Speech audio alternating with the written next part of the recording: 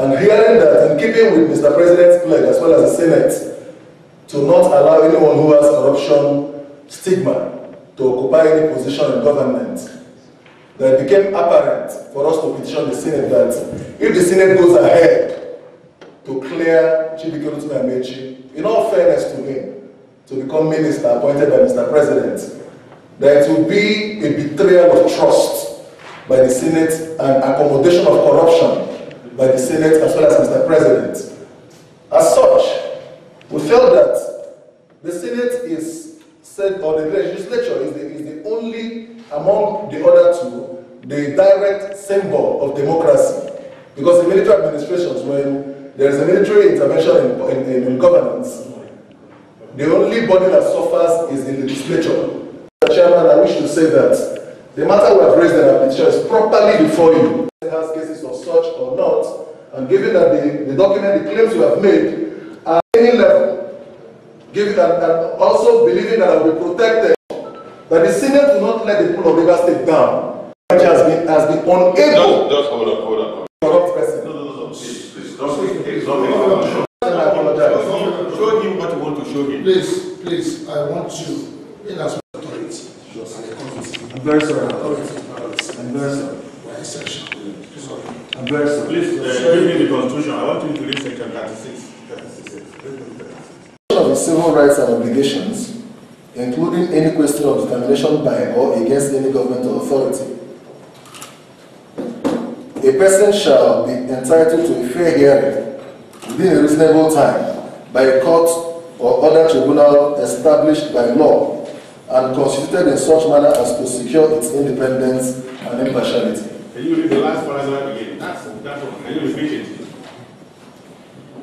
A person shall be entitled to a fair hearing within a reasonable time by a court or other tribunal established by law and constituted in such manner as to secure its independence and impartiality. Thank you very much. Senate.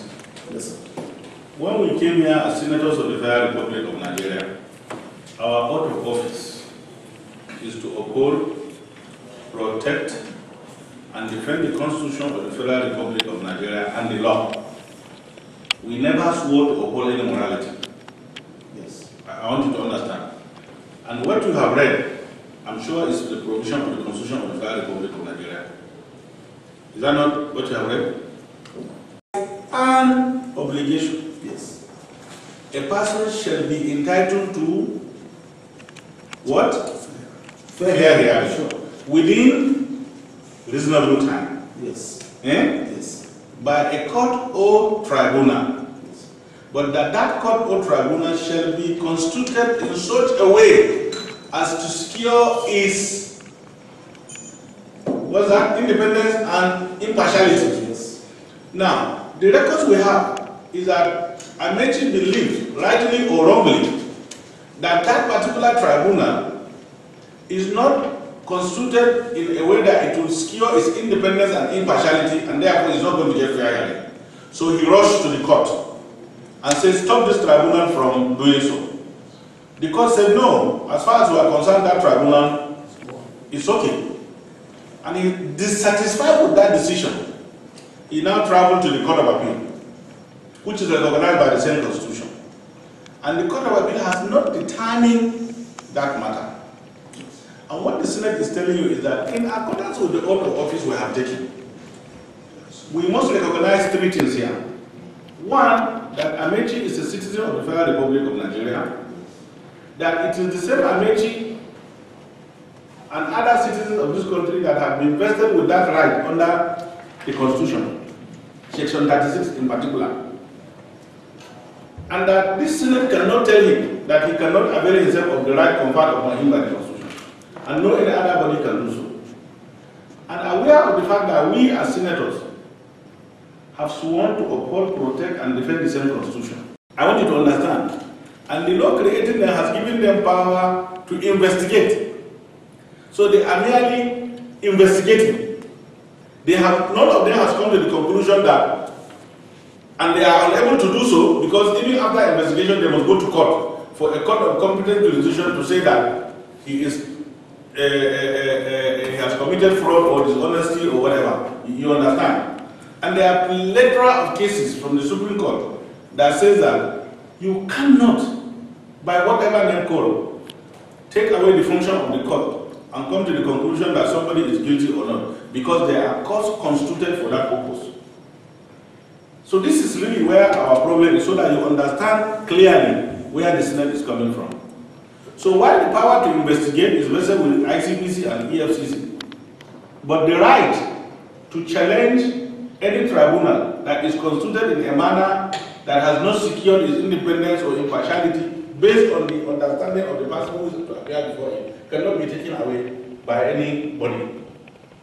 So this is where the problem is. But as since you say that a lawyer, you might find some place to encourage us to navigate away from that and safely do so. Listen to this, to navigate away from that established position and safely do so. So we shall be all ears to hear from the fountain of wisdom, of legal wisdom that you have. Do you have the Constitution? We didn't have it there. It's totally upside down. The pages are upside down. If you listen to what the Senate said, so I don't draw conclusions, and we would read.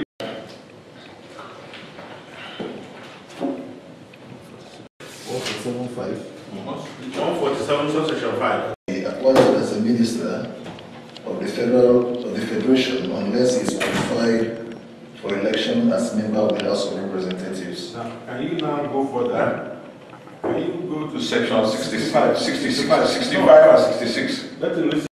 No, let him read 65 first. Yeah, read 65 first. Of this Constitution, President shall be qualified for election as member of A, the Senate if he is a citizen of Nigeria and has attained the age of 35 years, and B, the House of Representatives if he is a citizen of Nigeria and has attained the age of 30 years. President shall be qualified for election under subsection 1 of this section if A, he has been educated up to at least the school certificate level or its equivalent, and B, he is a member of a political party and is sponsored by that party. Did you read the opening statement subject to section 66? Is that? Subject to the provisions of section 66. Can you go to provisions of section 28 of this Constitution, he has voluntarily acquired the citizenship of a country other than Nigeria, or except in such cases as may be prescribed by the National Assembly, has made a declaration of allegiance to such country. B, under any law in force in any part of Nigeria, is adjudged to be a lunatic or otherwise declared to be... Can you read that again, please? Can you read that again? Under any law. Under any law in force in any part of Nigeria, he is adjudged to be a lunatic or otherwise declared to be of unsound mind. Go ahead. He is under a sentence of death imposed on him by any competent court of law or tribunal in Nigeria, or a sentence of imprisonment or fine for an offense involving dishonesty or fraud by whatever name called, or any other offense imposed on him by such a court or tribunal, or substituted by a competent authority for any other such sentence imposed on him by such a court. D, within less than 10 years before the date of an election to Legislative House, he has been convicted and sentenced for an offense involving dishonesty, or he has been found guilty of a contravention of the Code of Conduct. E. He is a non-discharged bankrupt having... Sorry, please, can you read D? Read the chapter. For election to the Legislative House, he has been convicted and sentenced for an offense involving dishonesty, or he has been found guilty of a contravention of the Code of Conduct. Interpretation of the... No, it's not finished. No, let him continue. Let him finish. You get to the point. Go ahead. Oh, please, go ahead. Hasn't been adjudged or otherwise declared bankrupt by any law enforced in any part of Nigeria. F. He is a person employed in the public service of the Federation or of any state and has not resigned, withdrawn, or retired from such employment 30 days before the date of election. He is a member of any secret society. H. He has been indicted for embezzlement or fraud by a Judicial Commission of Inquiry or an administrative panel of inquiry or a tribunal set up under the Tribunals of Inquiry Act, a Tribunal of Inquiry law, or any other law by the federal or state government which indictment has been accepted by the federal or state government respectively, or he has presented a forged certificate to the Independent National Electoral Commission. Now, because of the insinuation you were giving, we referred you to about 3 different chapters, sections of the Constitution. Do you think that this panel, as a lawyer that you are you convinced that we are guided by the Constitution that we swore to? With all due respect, sirs, the provisions I've read are very clear and it places emphasis on conviction, which is indictment. Is there anything like indictment there? I'm coming. The indictment comes up in 66H. The judicial. Are you aware that? I'm aware that there is a report. Do you think what you present here will take precedence over that? Yours truly falls under the purview of the Senate. Of course, there is no way, in all fairness to the Senate, that the Senate will take decisions outside of its standing rules. That I am very, very sure of.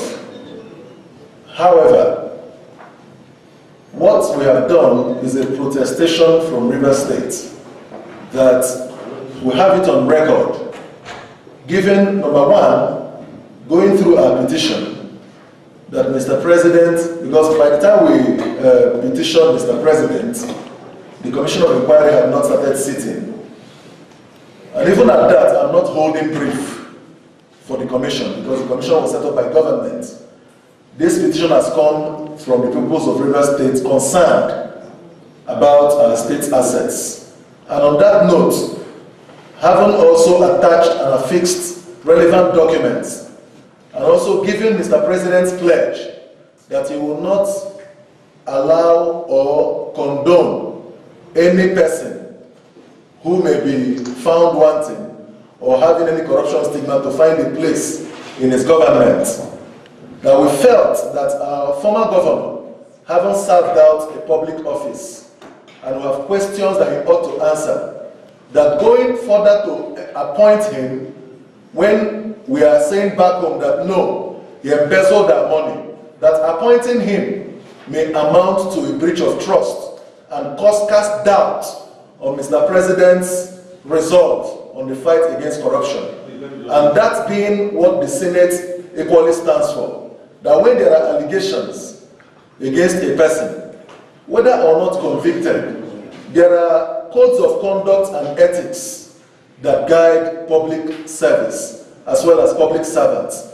That on the basis of that, with all due respect to the 1999 Constitution and the standing rules of the Senate, that we felt that the... Can you read that thing document there, and your name is there, and there is a court order. Read it.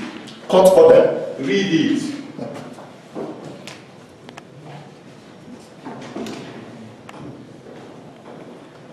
Legal practitioner. Okay. Suit between Advanced Consulting, Result Import and Export Capital Index against Livingstone, Wechie. This suit have been served, not suit filed by Rotimi Amaechi. And the subject matter of this suit is on defamation. Mr. Chairman, sir. Mr. Chairman, sir. This suit was not filed by Rotimi Amaechi against Livingstone. This suit is not on the issues of the 3 points of my petition. It's rather filed by companies that were mentioned, and their claim here is on defamation, having nothing to do with the issues as to embezzlement of money against Rotimi Amaechi, except I'm being told now that he is the owner of these companies. Without due respect, I'm not aware if he is. Actually, companies were mentioned in the allegations leveled against him. And in our petition, and because of our findings, we mentioned the names of those companies in our petition. And we equally published them as an open letter to Mr. President after having forwarded the same petition to him. So I think I cannot marry Rotimi Amaechi and these companies together as one. Whatever we do here is guided by the law. Yes. You see, you are saying that the president has said he's going to fight corruption, and that you have not seen any reason as to why the president should appoint somebody who has an allegation of corruption against him. This is the ground of your case. Yes. Okay. The Constitution says every person charged with a criminal offense shall be presumed to be innocent until he is proved guilty. Do you agree with that provision? I agree, sir. Thank you. So, does it take away Amaechi's right to be presumed innocent until he is proved guilty? Surely. Answer. You see, That's what I'm answering. I don't know if the answer must be yes or no. No, yes, we want yes or no. Because it will take us to where... No, it will not. His right has to be protected. That's why I keep saying, in all fairness to him. Assuming office as President of the Federal Republic of Nigeria has subscribed to an oath of office. Yes. The content of the oath of office is that he himself said, listen, he will uphold, protect, and defend the Constitution of the Federal Republic of Nigeria and the law. So if the Constitution of the Federal Republic of Nigeria, which he has sworn to uphold, protect, and defend, has given Amaechi's right to be presumed innocent until he is proven guilty. And as it stands today, there is no court judgment anywhere that says Amaechi is found guilty of committing those allegations. Don't you think that the president is dealing with an innocent person as far as it's concerned based on the Constitution? For now. For now? In recognizing as well as respecting that provision of law and the oath sworn to by Mr. President, I'm also aware that Mr. President has also said in that oath that his interest shall not override that of the public. No, that he will not allow his personal interest to affect official conduct and decision, which is in line with the interest of the public. That having been said, it is also considerable that, assuming we have to also refer to the Judicial Commission of Inquiry, which although I'm not holding brief for, part of the provisions here, 66H, also gives grounds for disqualification as indictment arising from report. No. I want you to understand. See, the aim of this panel is to enable you live here, satisfied with the fact that we have kept to the oath of office we are taking as Senator of the Federal Republic of Nigeria. I am not in doubt of your credibility. Okay, forget about credibility. Forget about credibility now. So what we are saying is this: as far as the law is concerned here, we are tied hands, leg, and neck to intervene. Because if we proceed further from where we are now, we are indirectly going outside the provision of the Constitution and our law to say that by the mere expedience of swearing to an affidavit, we can rely upon that and come to the conclusion that you are guilty. So tomorrow in the morning, if I decide that I want to make you guilty, I will just go and swear to an affidavit and say you have done this, you have done this. Please, Senate, act on this affidavit and say that that person is guilty. Does that make sense to you? Mr. Chairman is guilty, and I've never said so. I've only said I have reasons to believe, given the evidence available to us, that he has a case to answer. That is and on that note, Mr. Chairman, sir, may I reaffirm that I have no doubt in the integrity of the Senate, including this committee, and that of Mr. President. I want to repeat it, because I believe that the Senate will also appreciate efforts by citizens to raise questions on public office holders. Which is good, which is excellent. And I do not wish that we should in any way be either intimidated or in any way discouraged. It's very good. On that note also, given that the law expressly says this, I also want to bring to the attention of the Senate that in all fairness to the Senate and the Federal Republic of Nigeria, the pulse we feel on the streets from the people at the grassroots sends a message that except its conviction that you cannot hold a person wanting. However, what Nigerians will expect is that, given the gravity of the allegations and issues involved, that the Federal Republic of Nigeria, including the Senate, will rather recommend that this person goes to clear his name within a period. That's the pulse Nigerians will feel. Because in the face of these letters, here imprinted and provided for, Nigerians will be denied justice continuously because of the way and manner our justice system operates. And I believe that a lot of us have been denied justice on account of all of these, as though it has become a document to protect the political elitist class against the yearning masses who are demanding change, also in keeping with Mr. President's commitment against corruption and against... I'm not finished that. I'm going to the Constitution. Page 1. Can you see page 1? Open it quickly. Page 1. Can you see? This Constitution is supreme. First up, the preamble. The one that starts with having... We the people. Okay, we the people of the Federal Republic of Nigeria. I should read them, sir? Yeah. Okay.